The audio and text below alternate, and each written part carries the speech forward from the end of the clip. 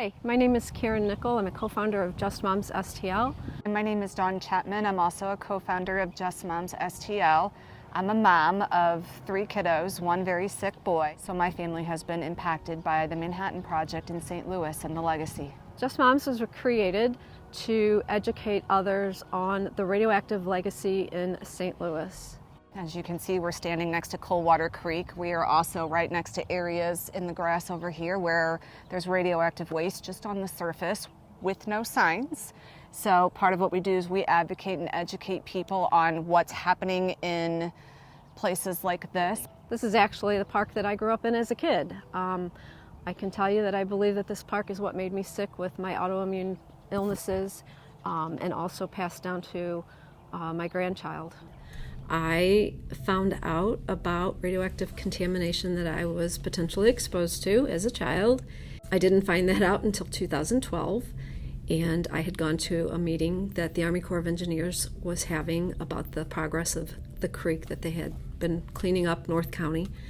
And from there was a gentleman there that was handing out flyers about a landfill that was contaminated with the same radioactive materials that were in Coldwater Creek. It was 1.8 miles away from the Westlake landfill, where I had been raising at the time my own 4 kids for 20 years. It wasn't too long after that that our neighborhood started encountering a horrible, horrible odor, so bad that it was making your eyes burn and your nose run, and come to find out it was the landfill that was on fire. I just so happened to go to a air sampling event that the Missouri Coalition for the Environment was having right across the street from the landfill, and I actually met Dawn Chapman there. We had gone back to my house. It was January, it was cold, and we stood in my driveway for about 3 hours talking about what we were learning. And from there, we had been meeting with, pulling in some people from our community, talking with elected officials and agencies, and for about a year. And at that point, we decided that we needed to form a name for who we were. We had to give ourselves a name because we're being fought. We had opposition. And a billion-dollar corporation was putting hit pieces out on us, telling us the site wasn't on fire. There was no radioactivity at the, It's not a fire. So we ended up having to start our organization out of necessity, and we called ourselves Just Moms because as we were finding documents that elected officials and people in positions of decision-making and authority all the way up to the Attorney General's office and senators didn't have, when we would call to send them and talk to them about it, they would ask us if we were lawyers. And our standard response was, no, we're just moms. I'm just a mom. We found out very soon that, we don't have PhDs behind our name, but we didn't need them. That we knew the truth. We knew the documents were saying what they were saying, and that honestly, I think doors opened for us to educate senators and people because we didn't have that behind our name. We weren't threatening. This was real. It was happening to us. We built Just Moms, literally grassroots. We would have meetings and we would look at each other and say, well, if we get one person to come to this meeting, it's worth it. And more people started to come. And it just was by word of mouth, really, in social media, that we grew and grew. We did a lot of educating elected officials probably the first 4 or 5 years. We educated these staffers on how to ask their questions and how to read this data, and we started winning. So at one point, this became the top Superfund site in the nation under the Trump administration, and then I think the following just doubled, tripled, quadrupled, and then when the HBO film came out. We've been to the United Nations. We held a tribunal here and then took it to the United Nations in New York.